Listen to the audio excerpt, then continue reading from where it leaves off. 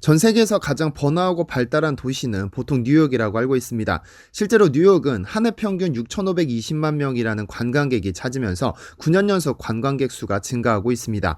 6,500만 명이라는 숫자는 한국 전체 인구보다도 많은데요. 이렇게 전 세계인들이 가장 방문하고 싶어하는 도시는 뉴욕이지만 뉴욕의 노른자 땅 맨해튼은 밤만 되면 한국으로 변해버리는 기이한 현상이 일어나고 있는데요. 뉴욕 시장과 NYPD까지 나서서 보호해주는 이곳에 무슨 일이 있는 걸까요?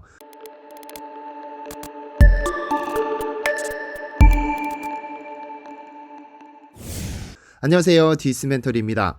지난 2018년 TVN은 새로운 포맷의 프로그램을 방영했습니다. 외국에서 포장마차 문화를 통해 한국을 알려보자는 취지로 기획된 국경 없는 포차였죠. 박중훈, 신세경, 안정환, 이희경, 샘 오치리 등이 출연해 해외로 가서 현지인들에게 한국식 스트리트푸드와 한국식 정을 나누겠다는 취지였죠. 그러나 3%의 시청률을 기록하면서 인기 프로그램으로 등극하나 싶었으나 주장 논란이 불거지며 비난을 받았습니다. 2002년 안정환의 활약상을 기억하는 커플, 신세경의 DM을 받고 찾아온 세계적인 소설가 베르나르 베르베르의 출연, 태계 이황의 팬이라는 덴마크 여성까지 주장 논란이 불거지기에 충분한 상황들이었습니다. 그럼에도 한국의 스트리트푸드와 포장마차의 정을 나누겠다는 취지 자체는 상당히 좋았던 프로그램으로 기억되는데요. 그러나 사실 일부러 외국으로 나가 한국 문화를 알리지 않아도 이미 한국 문화는 한국을 방문했던 외국인들에 의해 전 세계적으로 큰 관심을 끌고 있습니다. 외국인들이 한국에 오면 가장 좋아하는 것을 물어보면 열의 9은 한국식 밥문화를 꼽습니다. 한 미국인 교사는 한국에 도착한 첫날 한국식 밥문화를 경험하고는 한국에 정착을 결심했다고 하죠. 떠들썩한 거리와 반짝이는 네온사인, 수많은 인파, 그리고 밤늦은 시간에도 안전하게 친구들과 어울릴 수 있는 안전함까지 그녀가 꿈꾸던 모든 것이 펼쳐진 곳이라고 했습니다. 그녀가 나고 자란 미국은 새벽 1시만 되면 거의 모든 상점이 문을 닫기 때문에 절대로 느낄 수 없는 밤의 분위기를 한국에서는 마음껏 느낄 수 있죠. 그래서 한국을 방문해 단 몇 개월이라도 살아본 외국인들은 본토로 돌아갔다가 도저히 따분하고 심심해서 다시 한국을 찾는 경우가 많은데요. 이런 외국인들에게 특별하게 보이는 것 중 하나는 간판입니다. 코로나 때문에 제한되기는 했지만 외국 여행을 한 번이라도 다녀온 이들이 한결같이 말하는 것이 있습니다. 바로 외국에는 간판이 많지 않다는 점이죠. 프랑스 파리를 가도, 이태리 밀라노를 가도, 스페인 바르셀로나를 가도 한국처럼 휘황찬란한 간판을 내거는 곳은 없습니다. 마치 도시의 미관을 해치기라도 하는 양 아예 없거나 가급적이면 점잖고 심심해 보이는 간판들만 보입니다. 이런 이유로 외국인들이 한국을 방문했을 때 밤거리를 수놓은 수많은 간판을 보며 상당히 이국적인 느낌을 갖는다고 하죠. 그래서 몇 년 전 SNS에는 한국 간판의 위대함이라는 제목의 사진들이 게재되었습니다. 한적하고 고풍스러운 유럽의 시골 마을 사진에다가 한국식 간판을 합성해 본 것이죠.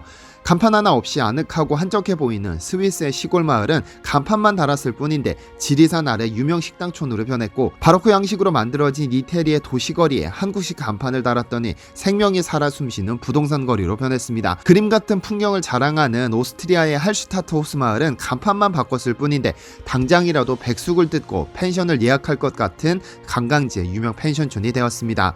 물론 이렇게 화려한 네온에 빛나는 간판들은 너무 강렬해 도시의 외관을 해친다는 평가도 있지만 이 또한 한국식 나름의 문화이고 또 다른 볼거리가 되기 때문에 굳이 비난을 할 필요는 없다고 생각됩니다만, 이렇게 한국식 간판으로 도배된 곳이 등장했습니다. 바로 전 세계 모든 사람들이 한 번쯤은 꼭 방문하고 싶어하는 뉴욕 한복판입니다. 무슨 일이 있었던 것일까요? 뉴욕 맨해튼 32번가와 5, 6번 애비뉴가 교차하는 지점에는 한인타운이 자리하고 있습니다. 맨해튼은 뉴욕에서도 가장 번화한 노른자 땅으로 모든 이들이 살고 싶어하는 로망을 갖고 있죠. 그런데 이 맨해튼 한복판이 밤만 되면 휘황찬란한 조명과 사람들로 붐비는 상황을 연출해 바로 옆에 차이나타운과 대조적인 모습을 보입니다. 갈비, 냉면, 비빔밥과 같은 한국 음식을 파는 포장마차가 쭉 늘어선 200m 거리, 이곳은 뉴욕 경찰이 나서서 차 없는 거리로 지정해 특별히 보호해주고 있는 오픈 스트리트입니다. 더 큰 집, 상하이몽, 삼원가든, 북창동 순두부 등 한국식 간판이 빼곡하게 들어서 여기가 한국인지 뉴욕 한복판인지 헷갈릴 정도죠.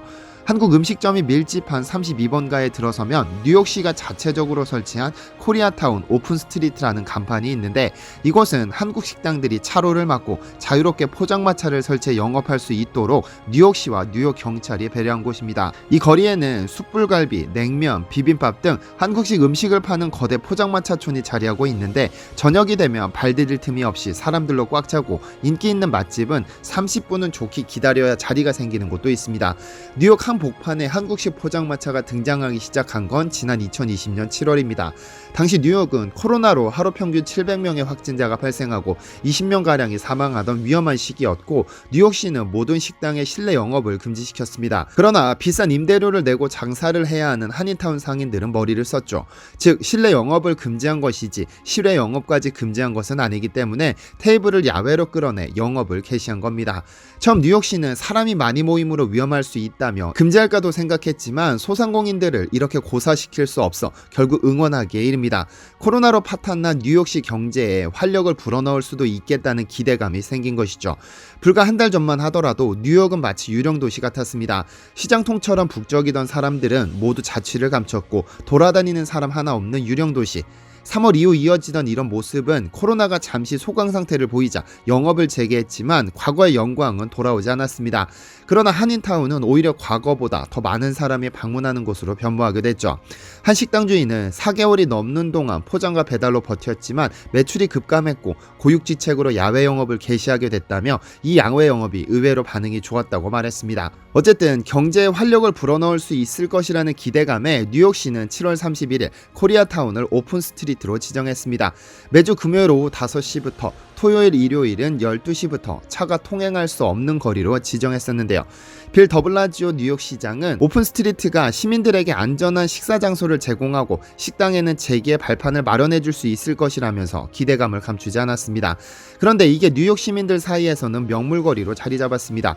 그 전까지 뉴욕의 최고 명물은 전 세계 어디에나 볼 수 있는 차이나타운이었지만 뉴욕에서는 한인타운이 가장 많은 사람이 방문합니다. 이렇게 오픈 스트리트로 지정되자 주말마다 불야성을 이뤘고 뉴욕 시내에 62곳에 달하는 오픈 스트리트 중 한인타운처럼 바쁜 곳은 거의 없습니다. 이렇게 한인타운을 방문한 이들은 식당이 빵빵한 음향으로 틀어주는 한국 가요를 듣고 한국 음식을 먹으며 한국을 마음껏 소비하고 돌아갑니다. 아시아계 방문객과 백인 및 히스패닉 방문객이 골고루 섞여 있어 어느 한 곳으로 치우치지 않았고 20, 30대 젊은이들이 대부분이라고 하니 이렇게 머릿속에 새겨진 한국 문화는 또 다른 한류를 불러올 것으로 생각됩니다. 앞으로 한국 문화는 더욱 매력적으로 발전해 더 많은 외국인들이 한국 문화뿐 아니라 한식에 대한 관심은 더 높아질 것입니다. 별의 송구대라는 드라마를 통해 한국의 치맥 문화가 중국을 포함한 동남아 지역에서 엄청난 인기를 끌면서 한국의 시그니처 음식이 됐습니다. 그런데 재미있는 현상이 있습니다. 이 치맥이라는 것은 치킨과 맥주를 줄인 용어인데 외국인들은 이걸 두고 치킨 앤 비어라고 하지 않고 치맥이라고 부릅니다. 그 드라마 안에서 천송이는 외국인 팬들을 위해서 치킨 앤 비어라고 말하지 않았고 고유명사 치맥을 사용했죠.